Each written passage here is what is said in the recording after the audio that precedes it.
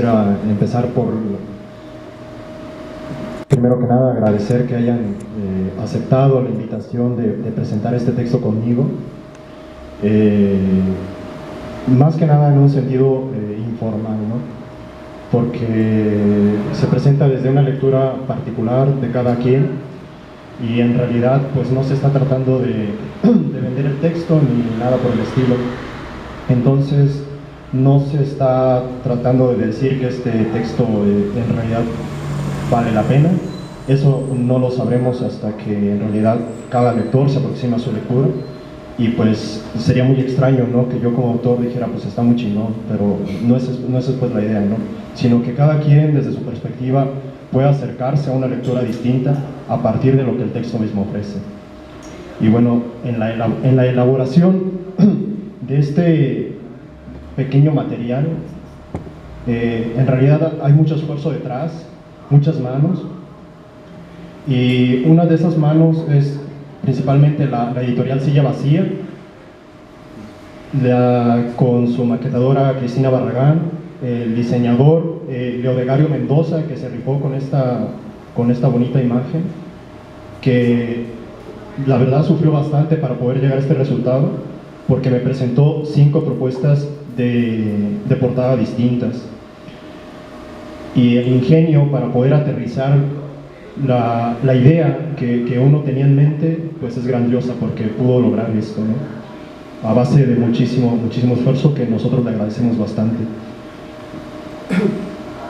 Y la segunda instancia que nos apoya para poder materializar este texto en físico es la Secretaría, perdón, ando medio enfermo de por sí. Esto está unado al programa de conversiones para la producción artística de Michoacán, a través de la Secretaría de Cultura Federal y del Sistema Estatal de Creadores de la Secretaría de Cultura del Gobierno del Estado de Michoacán. Y esto es canalizado a través del Departamento del SECREA y su directora Ramona Polino Coronado. Gracias a estos 2 pilares, la editorial, que es coinversora para poder materializar este ejemplar, y a la Secretaría de Cultura, que nos apoya con la impresión del textito, pudimos llegar a este bonito resultado. Y bueno, también agradecemos que nos sugirió una carta para presentarlo al concurso, para poder optar por esta beca, para poder lograr este material, y ha sido consecuente de principio a fin. Muchas gracias por presentarnos este lugar, para presentarlo aquí ante ustedes. Y bueno, yo quisiera comentar básicamente pues simplemente 3 cosas, ¿no? Primero, que este proyecto es apolítico, no tiene ninguna intención de partido alguno, porque proviene de los recursos que pagan los contribuyentes. Entonces no estamos politizando esto.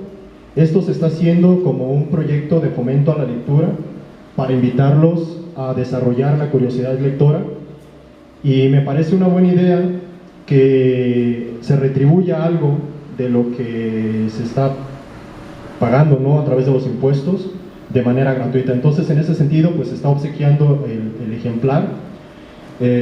Miguel, no sé si podríamos pasar de alguna manera los ejemplares, sí, para que se vayan dando una idea, ¿no? Porque estamos hablando de un texto, y en realidad la parte visual sí es muy importante para que se den una idea de estas curiosidades que el texto como tal implica. Eso por un lado. Y bueno,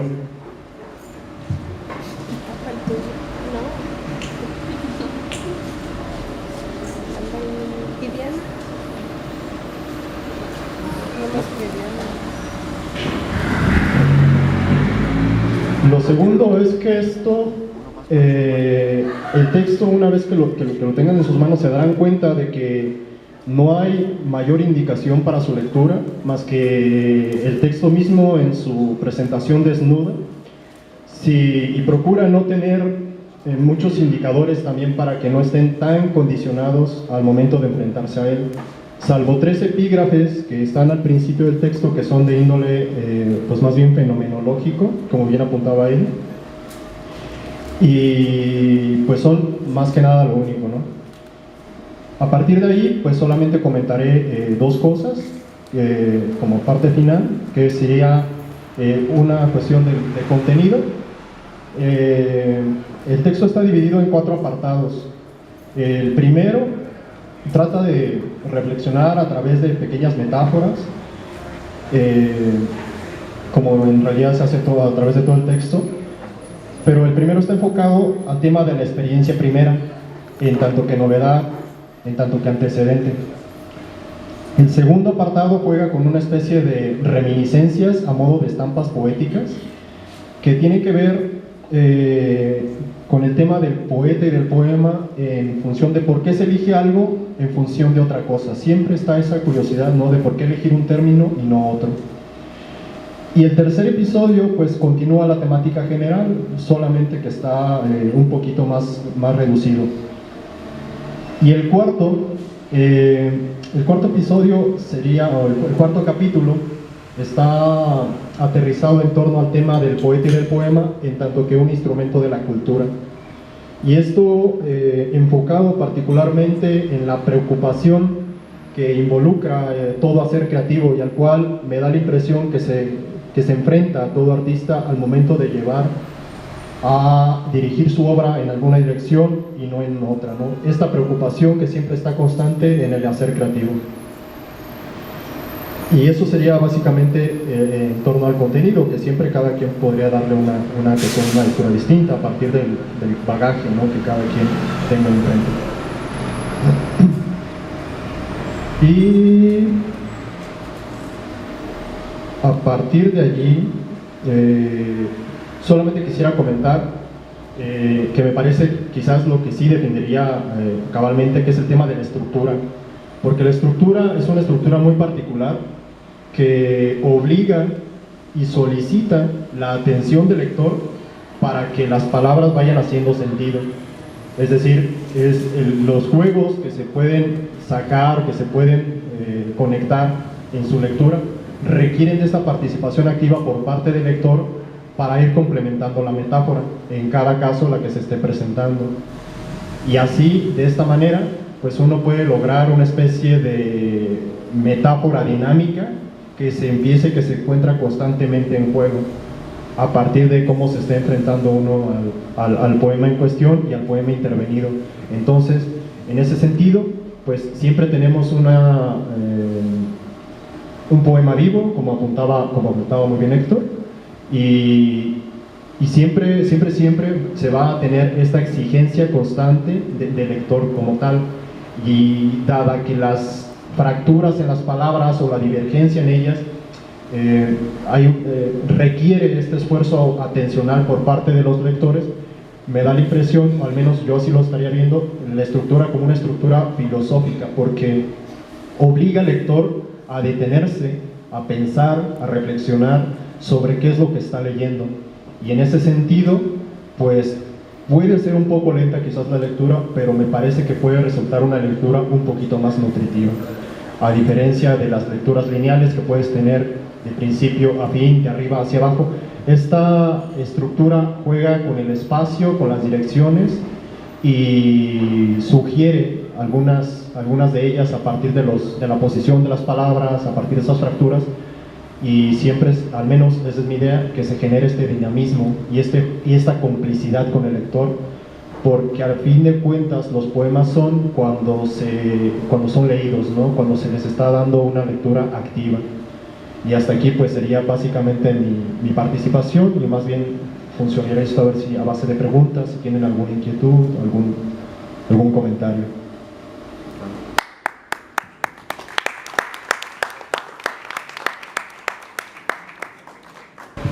Sí, muchísimas gracias por tu comentario, en verdad. Hay algo que se me pasó mencionar, que ya había tocado Eddie, que es el tema de los escorzos. Y los escorzos en pintura es un recurso que se utiliza para darle profundidad al cuadro, ¿no?, para darle profundidad a la forma. Y en filosofía, como destacaba Eddie, tiene que ver con el hecho de que no se que las cosas, la lectura en este caso, pues siempre se nos va a presentar matizada, ¿no? Se nos va a presentar de una forma o de otra, pero nunca, nunca, nunca se nos va a presentar de manera absoluta. En ese sentido, uno puede tener una serie de lecturas múltiples sobre lo mismo y se puede volver a repetir y nunca volver a encontrar la misma metáfora, ¿no? En ese sentido, pues se tiene este dinamismo del que estoy hablando. A partir de ahí es también un poquito el título, ¿no? Escorzos. Escorzos en el sentido de que también busca un sentido de matizar las cosas, pero a partir de una serie de distintas perspectivas, que estas perspectivas van a cambiar a partir de las elecciones que se vayan haciendo de la lectura como tal. Comentarios, dudas, no temas. ¿En qué me disfrutas?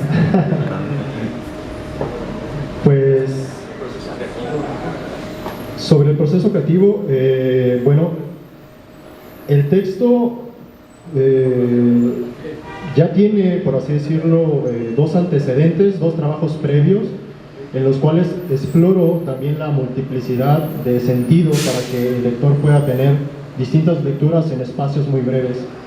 Entonces, a partir de esos dos trabajos anteriores, a partir de este pequeño desarrollo, me sirvieron como trampolín para poder llegar a este resultado. Entonces estaríamos hablando de un proceso que duró aproximadamente 5 años. En este texto en concreto, como tal, me llevé 2 años y medio para poderlo elaborar. ¿Sí, una pregunta ya de claro? Quería una cerveza, dice. Una cerveza para el joven, por favor. Pero por acá sí, has hablado acerca de la complicidad del lector, de que tiene que ver esta parte. ¿Por qué consideras o por qué le otorgas importancia a que quien te lea en este caso particular pueda generar una lectura dinámica o pueda generar esa complicidad? ¿Por qué tendría que ser así o por qué lo pensaste de esa manera? No manches, mira, se preguntas muy difíciles. Por eso se salió de la escuela. La cerveza para el joven. En la tercera chela le respondes esa pregunta. Sí. Pues adelante. Complemento, muy bien. Qué bueno, me das tiempo para pensar. ¿No crees que hacer eso les guarda desde el panorama al lector? Entonces, encuadra porque a lo mejor ya crean publicidad y estás creando publicidad pero visualmente, pero a lo mejor debe una respuesta Ok, en torno a eso, sí, creo que me parece más sencillo preguntar primero por él. No, es que la poesía de por sí es polisémica, como en realidad puede ser polisémico cualquier texto a partir de cómo se van dando las interpretaciones. Pero a partir de las fracturas o a partir de las palabritas de poner, por ejemplo, poeta, poema, esta letra que está arriba y esta letra que está abajo, la letra que se activa, en ese momento empieza a funcionar un determinado sentido, un determinado contenido semántico.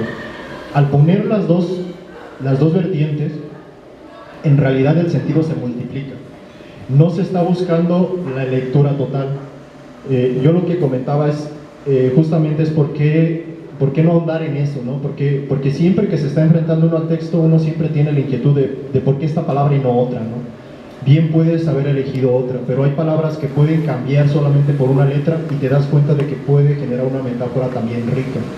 En ese sentido, pues explora también un poco con eso, de que es una peculiaridad, al menos de nuestro lenguaje castellano, que se puede hacer eso. Pero esto se podría hacer en otros idiomas. Pienso particularmente, y esa es una postura ya muy íntima, que esto podría ser un bonito reto a la traducción, porque se les va a complicar seguramente bastante al momento de tratar de elegir una palabra que aglutine esos sentidos, ese contenido semántico, que va a dinamizar la imaginación del lector cuando se vaya activando o se vaya velando algo. Entonces va un poquito por ahí. No se trata de buscar como la definición total, sino mostrar que hay una lectura alterna, que hay una lectura posible, y en esa medida es que se solicita, ¿no?, la peculiaridad de las la intención activa por parte del lector, es decir, la solicita y la exige. Esa sería un poquito mi postura. Y en torno a Miguel, otra pregunta. No, porque, bueno, también va hilvanada con eso, porque usualmente se tiene, ¿no?, la lectura lineal, en el cual uno empieza a leer algo y se empieza a desplegar la imaginación, pero al tú exigirle a través de esta estructura una atención específicamente dedicada a la lectura, el lector tiende a desarrollar más su capacidad reflexiva. Entonces va un poquito por ahí la intención, y es por eso que considero que la estructura como tal es una estructura filosófica, porque te obliga a reflexionar sobre lo que estás leyendo, al menos te detiene, porque lo ves y dices, ah, cabrón, o sea, esto no es normal, o sea, ¿por qué fractura esto aquí? ¿O por qué se puede dividir la palabra a partir de un mismo principio? ¿O por qué culmina en lo mismo? Y entonces, en esa selección, que bien puede ser arbitraria por parte mía, pero que puede ser otra, obligas a detener al lector a que vaya haciendo el sentido y que lo vaya conectando. Esa sería un poquito la intención de fondo, generar lectores reflexivos, que sean lectores activos y que procuren pensar sobre lo que están leyendo. Este simplemente es un ejemplo, es en este caso nuestro resultado de 5 años de trabajo, pero bien podría ser más, o podría ser otro texto, ¿no? O sea, esto simplemente es un caso particular, pero que no es exclusivo. Gracias. ¿Alguna otra pregunta? Que no esté tan difícil, por favor. Allá, Chava. ¿Otra cerveza? Bueno, digamos, desde el punto de vista de la construcción poética, en el sentido de... Eddie, te voy a contar. No creo que se frene como tal, al menos lo que se podría decir como con la imagen metafórica. Lo que sí considero es que se podría hacer, digamos, una especie de lectura un poquito más detenida, un poquito más lenta, porque en realidad cuando uno está involucrado en el hacer creativo, en cualquier actividad que uno esté involucrado, siempre está presente el temple anímico, las emociones, el temple de ánimo, eso siempre está latente en cualquier actividad que uno esté realizando. Entonces, pienso, a partir del contraste que existe entre la filosofía y la poesía, que en filosofía se trabaja con el concepto, y el concepto es más duro, es más ¿cómo decirlo? Puede ser, válido, quién sabe, ¿no? Pero riguroso sí, ¿no? Y también creo que en la poesía hay cierto rigor, ¿no? Creo que hay otra, más bien es un canal distinto para llegar a resultados que de alguna manera pues se aproximan a un problema que bien puede ser similar. Pero en este contraste, la filosofía piensa a partir de conceptos, la poesía procura reflexionar también a partir de metáforas, y considero que la literatura tiene distintas velocidades. Creo que el concepto es más lento, a diferencia de la metáfora, que viaja más rápido en el intelecto, porque funciona a través de destellos. Al menos esa sería una propuesta mía, no sé si como no. Bueno, en este caso, Bueno, digamos que... en función de ello, como te comentaba, creo tanto la filosofía como en poesía, las dos actividades, las dos disciplinas pueden tener un mismo problema, pero cada uno de ellos tiene herramientas diferentes para poderlas abordar. Como es el caso de la filosofía, insisto, es el trabajo conceptual, y como es en el caso de la poesía, es el dinamismo metafórico, que de alguna manera se aproximan a un problema, pero que en su totalidad terminan por no abarcarlo nunca. Simplemente en los dos casos son aproximaciones. Se puede entender que hay un puente, o al menos un terreno fronterizo, que nosotros entendemos como poética.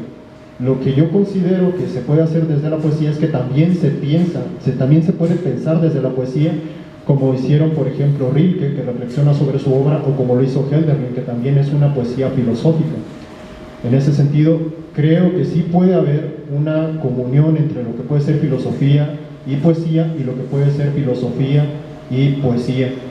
Depende mucho del bagaje conceptual o de las lecturas que uno vaya teniendo, porque eso se va minando en lo que tú vas escribiendo, se va aterrizando, y eso es innegable, ¿no? Eso sucede. Sentido, bueno, en ese caso peculiar, pues la poesía de Sor Juana también es una poesía filosófica, ¿no? Es una poesía que se puede denominar incluso una poesía ontológica, porque reflexiona sobre el ser humano, sobre las estructuras del ser humano. Y creo que el contenido es el que se puede leer, ¿no? O se puede aproximar uno a partir de esa reflexión que se hace en las metáforas a las cuales está llegando, por ejemplo, Sor Juana. Pero en este caso, y va muy hilvanado con el tema de la oralidad, es que es una estructura para leer básicamente en silencio. Está pensada no para declamar, no como para hacerla más bien oral, sino más bien para que se interiorice y se reflexione sobre lo que se está leyendo. Nunca estuvo pensada para esa oralidad, para esa vocación. No es una poesía para el afuera, es una poesía para el adentro. Al menos yo lo vería desde ese sentido. Pues allí la primera parte, pues como podrán notar, procura, al menos eso sí lo intenté, procurar hacer una especie de introducción, ¿no? a la forma, que se van haciendo formas leves, que se empiezan a fracturar poco a poco, para en la parte final, ya una vez que considero que están un poquito más habituado a este tipo de fracturas, a este tipo de juegos, ya el lector está aproximando cada vez más a lo que es la postura en general. Entonces, una vez que lo vuelves a leer, ya te vas dando una idea, ¿no? en qué va consistiendo, ¿no? esta propuesta dinámica para poder tener esta metáfora que siempre cambia. Y yo admito que el texto sin ser narcisista, ¿no? Admito que el texto no es condescendiente con el lector, pero tampoco considero que el lector en realidad esté tonto o que no tenga la capacidad suficiente para poderlo leer. No, en realidad el texto se puede aproximar uno a él como si fuera un juego, y pues yo creo que también se trata un poquito de eso, ¿no? De ser un poquito más plásticos, un poquito más lúcidos y un poquito más lúdicos, ¿no? En ese sentido.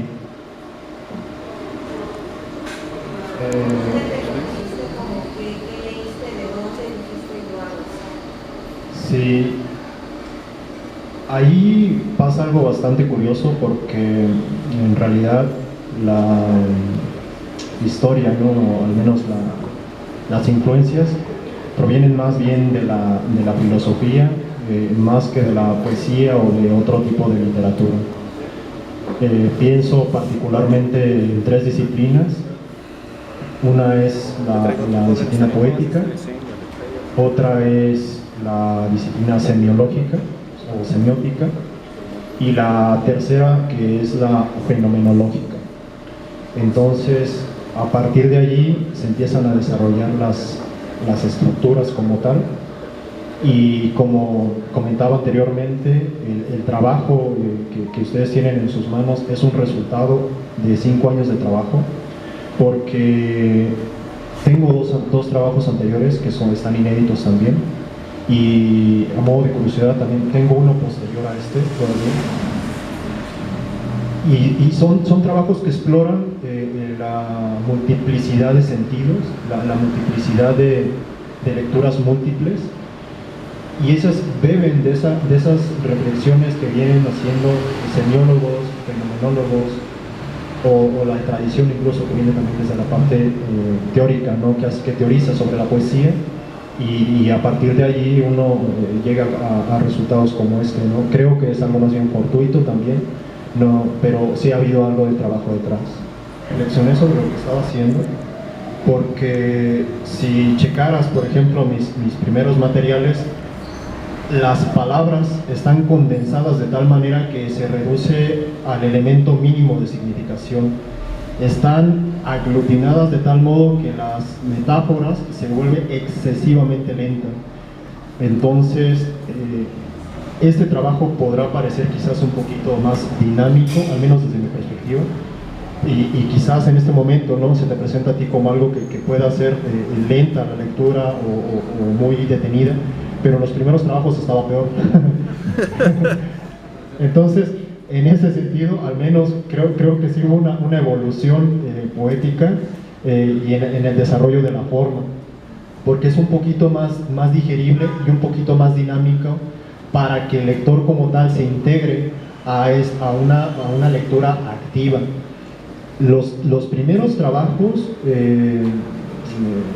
están realmente excesivamente fracturados, o sea, hay palabras que por una palabra que se integre se modifica algo, por plaquitas, pero está dividido en incluso más juegos que tienen paréntesis, guiones, corchetes, canales de cursivas, etcétera, etcétera. Y en este es un poquito más visual, es un poquito más digerible, de tal manera que las páginas, como puedes observar, todas son diferentes.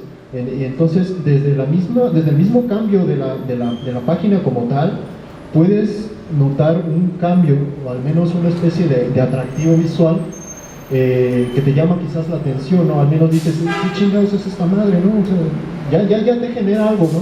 Al menos no sabemos qué será, pero eso te obliga a detenerte en la forma. Y al menos ese es un buen inicio de cierto interés o de cierta curiosidad, independientemente de lo que pueda sugerir después el contenido. Creo que ese es un segundo momento en el cual se podría reflexionar. Pero eso sería pues básicamente mi idea, ¿no? Y en torno a la idea de que pueda ser quizás nuevo o no, obvio, esto sí tiene antecedentes. Pienso, por ejemplo, en un lance de dados, ¿no? Un lance de dados de Mallarmé, o bien en Cuanta Hablada, que ya también exploraba la multiplicidad de sentidos, ¿no? Quizás no tan múltiples como lo que ahora estamos presentando, pero ya hay un germen, o sea, ya hay una idea. Y también está Octavio Paz, por ejemplo, en el poema Blanco, que está dividido en 3 partes. Tú puedes leer 3 poemas distintos, uno de cada lado, y te va a dar lecturas alternas. Entonces, pues sí hay algo que de alguna manera pues ya se anticipa. Y con Paz, por cierto, pues sucedió algo muy curioso, porque yo ya había terminado Fantasista cuando me aproximé al poema de Blanco. Y te das cuenta de que en realidad pues esto no es nuevo, ¿no? Hay una tradición que de alguna manera nos antecede, y como procuro decir al final, o sea, influencias realmente hay muchas, ¿no? Pero solamente algunas sí se reconocen de manera literal. Hay algunas que están implícitas, como por ejemplo Nietzsche, está Gorostiza, está Leopoldo María Panero de una manera muy soterrada, está Heidegger, está Husserl, etcétera, etcétera. La idea en general pues es intentar, ¿no? Algo distinto, es un poquito experimental, pero espero que tenga un buen resultado, ¿no? Al menos en la curiosidad lectora, porque esto es, a fin de cuentas, pues es un fomento, ¿no? Quisiera comentar también, por si a alguien le interesa compartir el texto, porque en este caso nosotros tenemos un límite de textos físicos, pero hay también, es una propuesta que está impulsada tanto por la editorial como por mí, de que esto sea un texto también libre en internet.